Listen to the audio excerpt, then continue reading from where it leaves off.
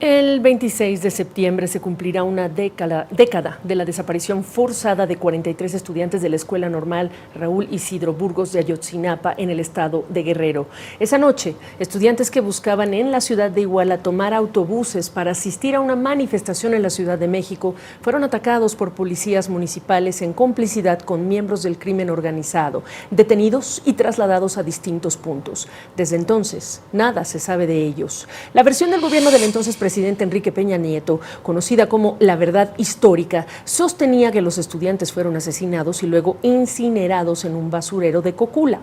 Una comisión especial conformada después por el gobierno del presidente Andrés Manuel López Obrador concluyó que se trató de un crimen de Estado, que no hay indicio de que los jóvenes estén con vida. La verdad completa de este trágico episodio sigue sin conocerse. Los padres exigen la verdad al gobierno, piden investigar al ejército. El gobierno dice que no hay pruebas, que el ejército ya entregó toda la información que tenían del caso. No hay juicios ni condenados. En todos estos años ha sido crítica la labor del llamado Grupo Interdisciplinario de Expertos Independientes, el GIEI por su sigla. El grupo de expertos entregó 6 informes, el último en julio de 2023, cuando se despidió el caso, declarando que no estaban las condiciones para continuar sus labores. Entre sus hallazgos más importantes se incluyen desmantelar la llamada verdad histórica porque carecía de sustento probatorio, señalar la complicidad de las autoridades, documentar casos de tortura y malos tratos contra detenidos para obtener confesiones falsas. Más temprano conversé con 2 de ellos, la exfiscal general de Guatemala y directora del Centro por la Justicia y el Derecho Internacional para México y Centroamérica, Claudia Paz y Paz, y Carlos Martín Beristain, psicólogo e integrante de la Comisión de la Verdad de Colombia. ¿Dónde dirían ustedes que estamos en este momento? Claudia, empiezo contigo. Muy buenas noches y muchas gracias por el espacio ante este momento tan importante que es un 10º aniversario de la desaparición forzada de los 43 estudiantes normalistas de Ayotzinapa. Creo que estamos en un momento crítico, en un momento sumamente doloroso también, porque a los 10 años hay trechos de los hechos de la noche del 26 y 27 que no han sido plenamente esclarecidos. Los responsables no han sido condenados. Hay partes de la documentación que debió haber entregado el Estado, especialmente el Ejército, que no se entregaron. Y se ha roto la confianza, las familias ya no tienen esa confianza que se tuvo cuando se inició el trabajo con el gobierno ahora saliente. Pero te decía, por eso es muy doloroso, porque los hechos aún siguen en la impunidad y porque seguimos sin saber el destino final de los jóvenes. Pero también te digo que es crucial porque es un momento de retomar las cosas por un sendero adecuado, un sendero correcto y que se atiendan las demandas de los padres, de las madres y de los representantes en México para reencauzar la investigación en los puntos donde nosotros la dejamos. Carlos. Sí, todos los aniversarios son momentos de una fuerte movilización emocional de los familiares, de las víctimas, ¿no? Donde se hace más duro la conciencia de la pérdida, de la desaparición forzada, ¿no? Y también es un momento de movilización colectiva, ¿no? Es un momento de reivindicación de la dignidad, de las demandas de los familiares, acompañadas por mucha gente también en el país. Hemos pasado una etapa, ¿no? Nosotros hemos pasado varias etapas en esta investigación. La primera etapa fue el primer año, con el gobierno Peña Nieto. Tuvimos 2 periodos de 6 meses, digamos, en ese tiempo. Desmantelamos esa llamada verdad histórica en base a las pruebas que logramos sobre que no se había dado ese escenario del basurero de Cocula, que existía un 5º autobús que estaba ligado a la motivación de ataque a los jóvenes, probablemente cargado de heroína, porque se traficaba en ese tiempo, al menos con heroína a través de buses de pasajeros, y los jóvenes fueron a tomar autobuses de pasajeros precisamente a esa central de autobuses de Iguala. Después salimos del país, no se nos dejó continuar. Después, con el nuevo gobierno, volvimos al país en un escenario en el que se creó una comisión de la verdad extrajudicial de ámbito gubernamental y una Fiscalía Especial para la investigación del caso. Nosotros volvimos como coadyuvantes en ese periodo, hicimos el resto de esos 4 informes que tú has señalado antes, avanzamos mucho en la investigación, logramos tener acceso a una buena parte de información que no habíamos tenido en la primera parte, sobre todo de archivos oficiales, de archivos militares o de la Marina. Todo eso mostró que se conocía más desde esas instituciones de lo que realmente se había reconocido desde el principio y había informaciones muy significativas y muy importantes, ¿no? Esos archivos, sobre todo de inteligencia, mostraban que había transcripciones de conversaciones telefónicas, de interceptaciones telefónicas, la noche de los hechos, en las que se estaba hablando entre el crimen organizado y la policía de dónde iban a ser llevados los jóvenes, ¿no? Cuál iba a ser su destino, y son algunas conversaciones cortadas, limitadas, de otras más grandes que sabemos que existen y de otros documentos, incluso cuyos números conocemos porque hemos visto la secuencia de esos números en el tiempo, y llegó un momento en el que eso no se pudo seguir, ¿no? No hubo acceso a más información. Nosotros dijimos, no se puede seguir la investigación sabiendo que esa información existe, o por lo menos necesitando revisarla para poder dar una respuesta a los padres, al gobierno también, a los representantes y al país, ¿no? Que nosotros llegamos para hacer una asistencia técnica precisamente para esa pregunta que tú decías: ¿qué pasó con los jóvenes? ¿Dónde están? ¿Cuál ha sido su destino? ¿Y quiénes han sido los responsables? Entonces, Carlos, la presidenta electa, Claudia Sheinbaum, como saben ustedes dos, Claudia, Carlos, la investigación sigue abierta. La presidenta electa ya dijo que esta investigación continuará, pero la pregunta para ustedes es, ¿qué tan factible entonces será llegar a esa verdad? Pero agrego, en vista del tipo de obstáculos que ustedes vivieron, que reportaron, para investigar por un lado, pero además el obstáculo de las amenazas, el amedrentamiento que también como miembros del GIEI sufrieron, Carlos. Bueno, nosotros hemos sufrido desde el principio, ¿no?, muchos señalamientos que son absurdos, ¿no?, por parte de un equipo internacional que íbamos a investigar un caso. Tenemos todos los que hemos participado en el GIEI, tenemos una enorme experiencia en trabajo en diferentes casos difíciles, en Guatemala, en El Salvador, en Chile, en Colombia, también en México. Y eso es parte, digamos, de los obstáculos que se tratan de poner en el camino. Nosotros siempre dijimos, no señalen al mensajero, discutan los informes, ahí están las investigaciones. Nada de lo que nosotros hemos publicado en los informes ha sido cuestionado, porque no hemos opinado jamás, hemos trabajado siempre en base a las pruebas, ¿no? El momento actual es un momento de un cierre de una etapa, ¿no? Encontramos los restos de dos jóvenes, dos pequeños restos jóvenes de dos muchachos en otro lugar que no era ese Basurto de Cocula, con otra historia detrás, porque no solamente buscamos restos óseos o el destino de los jóvenes, sino también buscamos cuál es la verdad, qué es lo que pasó, y una explicación para las familias sin las cuales ellos no pueden hacer el proceso de enfrentar la pérdida traumática de la desaparición forzada. Estamos en un nuevo proceso, en un nuevo tiempo, se acaba una etapa, empieza otra etapa. Para nosotros es importante superar esos obstáculos, ¿no? Y creo que la nueva presidenta dijo a los familiares, nosotros hace un año que ya hemos estado en el país, pero en una reunión que escuchamos, dijo a los familiares que el caso seguía abierto y que era un punto importante era hablar de la metodología. Y consideramos que eso es un punto fundamental, ¿no? La metodología de cómo se investiga un caso y cómo se encuentra la verdad, porque es precisamente lo que nosotros hemos llevado adelante. Y los familiares es lo que están pidiendo. Consideramos que es un momento en el que va a ser decisorio sobre cuál va a ser no solamente el futuro del caso, sino también de México en muchos aspectos, porque muchos de los elementos que hicieron posible el caso de Ayotzinapa también están en otros muchos casos, en los miles y miles de casos de desaparecidos en diferentes partes del país. Así es. Claudia, ¿qué se necesita entonces y qué tan factible ves llegar a esa verdad, además considerando el tiempo transcurrido? Sí, exactamente. En una investigación penal, tiempo que pasa, la verdad que huye, así se suele decir, ¿no? Lo crucial que son los primeros momentos después de un hecho tan grave, un hecho delictivo en general, pero un hecho de la magnitud de este hecho, que se hubiera tenido que avanzar rápidamente en aquel momento, pues para llegar al esclarecimiento total del caso y identificar plenamente a los responsables.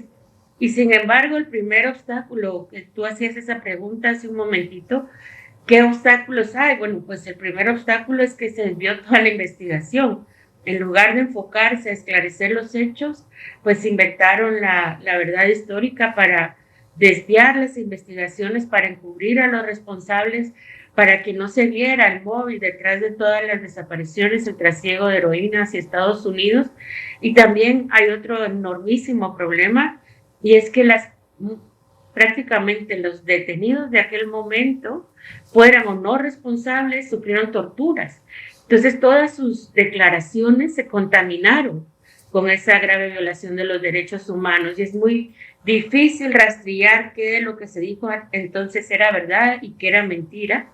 Y también mucha evidencia criminalística se perdió, pero no se perdió por casualidad, se destruyó intencionalmente. Había videos en escenas del crimen donde habían detenido a los jóvenes, a un grupo de los jóvenes, que nunca aparecieron, la evidencia del C4, etc. Dicho esto, estoy convencida, como defensora de derechos humanos, como exfiscal general de Guatemala y como integrante de otros grupos de investigación, que si hay voluntad política, se esclarecen los hechos. Y porque además nosotros tenemos la certeza de que existen otros documentos militares que describen lo que ocurrió esa noche y los días subsiguientes. Eso fue una de nuestras mayores solicitudes al Estado. Y se nos decía, no, ya no hay más información, ya no. Y a las 2 semanas, al mes, entregaba otra vez información. Incluso luego de nuestra salida, hubo documentos a los que nosotros no habíamos tenido acceso que se entregaron. Y eso da cuenta de que el registro de lo ocurrido está en esos archivos. Y que también, si se demuestra una verdadera voluntad política, pues más personas van a confiar en la objetividad de la investigación y se pueden romper también los pactos de silencio.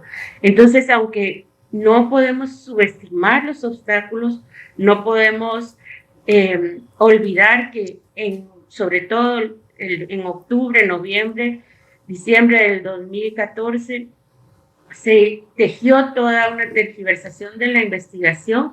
Mucho de eso ya está superado, porque está más que confirmado que todo eso fue una parte más de la desaparición, no solo la desaparición de que no se encuentran, sino la desaparición de que se desvían las investigaciones. Entiendo. Bueno, ustedes estuvieron, los miembros del GIEI, en contacto con los familiares y muchos contenidos se han reproducido, se han realizado, desarrollado en relación con su sensación de desilusión, de desconfianza, enojo, porque hasta ahora, después de todo su esfuerzo como padres, madres, pues no llega a esa verdad. Mi pregunta, el hecho de que ustedes hayan salido de México, entregado este último informe, sin poder darles esa verdad, después de todo lo que convivieron con ellos y vieron de primera mano el impacto, el golpe que representa este tipo de desaparición forzada en ellos, en sus comunidades, ¿qué dicen ustedes? ¿Cómo están ustedes? ¿Quisieran regresar en el momento que se vea esa voluntad adicional a trabajar en esa verdad? Carlos. Bueno, nosotros lo que hemos tenido como los familiares, en una pequeña parte de lo que viven los familiares, obviamente es una enorme frustración, ¿no? Porque estábamos avanzando en la investigación hasta que llegó un punto en que no se pudo seguir adelante, ¿no? Y pensábamos que siguiendo, digamos, la ruta que ya estaba determinada y que había ofrecido resultados, íbamos a poder llegar a una verdad hasta donde se pueda, más completa, y que ayude a los familiares a entender lo que pasó y desde luego a saber el destino y el paradero de sus hijos, ¿no? Eso duele porque los hemos acompañado durante todo este tiempo en diferentes momentos, porque hemos estado cerca de ellos y porque hemos compartido las cosas siempre desde la primera reunión que tuvimos en la escuela cuando estábamos. Cuando llegamos al país, lo primero que todos los familiares nos dijeron 3 cosas que he contado algunas otras veces. Nos dijeron, ustedes son las únicas personas en las que confiamos, díganos siempre la verdad, no nos mientan. Sí. Y por favor, no se vendan. Y en ese no se vendan, que a nosotros nos resultaba muy extraño, ¿no? Hemos entendido después pues, una buena parte de la experiencia de muchos familiares, en muchos casos en México.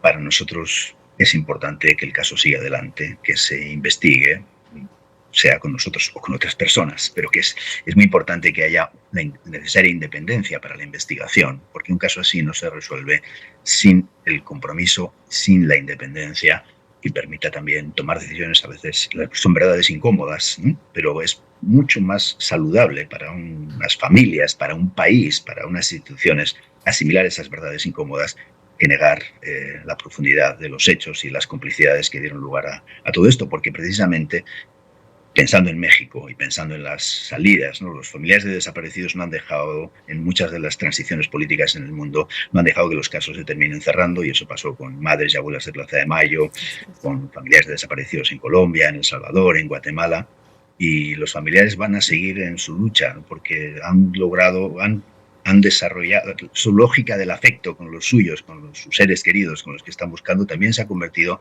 en parte de una conciencia de derechos humanos para el país, ¿no? Y para nosotros es muy importante acompañarles, es muy importante ayudar a esclarecer esos casos y también ayudar a reconstruir parte de esas confianzas que Claudia decía que siempre se han roto, ¿no? Se rompieron con el primer gobierno de una manera muy dura, estaban rotas desde el inicio y nosotros tratamos de ayudar a reconstruirlas en parte, ¿no? Se reconstruyeron por el compromiso del nuevo gobierno y los pasos claves que se dieron desde el inicio con ese nuevo gobierno, pero se volvieron otra vez a un punto de frustración y de ruptura con la falta de acceso a nuevas informaciones y la actitud que se tomó frente a las propias familias y los representantes, ¿no?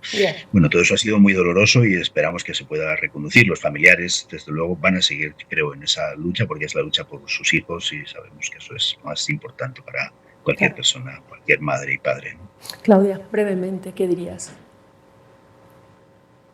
Sí, yo creo que es muy importante que se den los pasos para reconstruir esa confianza y pasan necesariamente por garantizar la independencia de las entidades encargadas de avanzar con la investigación. Un punto de ruptura, sin duda, fue la salida del titular de la Huilica. Eso fue un punto de ruptura de la confianza y un punto de también donde se quebró lo que habíamos venido construyendo. Es decir, donde estábamos teníamos espacio para seguir avanzando. Hay que entender entonces por qué en el gobierno que ahora sale se decidió como quemar todas las naves, por decirlo así. Es muy importante entender esto para repararlo, para reconstruir la confianza, para garantizar entidades de investigación independientes, que no es el caso en este momento, y también ha habido un continuo señalamiento injusto, totalmente injusto, en contra de los familiares, de los representantes, de nosotros como expertos independientes, de los mecanismos internacionales de protección de derechos humanos. Entonces, para poder retomar en otras condiciones, hay que enmendar todos estos malos procederes que se tuvieron. Ya lo digo, que iniciaron para mí con la salida del fiscal a cargo de la Huilica entonces, y creo que eso va a ser un gran bien para poder tener otro tipo de relación e iniciar a dar los pasos que permitan avanzar en la investigación. Pues que así sea. Les agradezco la oportunidad de esta conversación para marcar esta fecha terrible para los familiares y para todo un país, por supuesto. Claudia Paz y Carlos Beristain, buenas noches.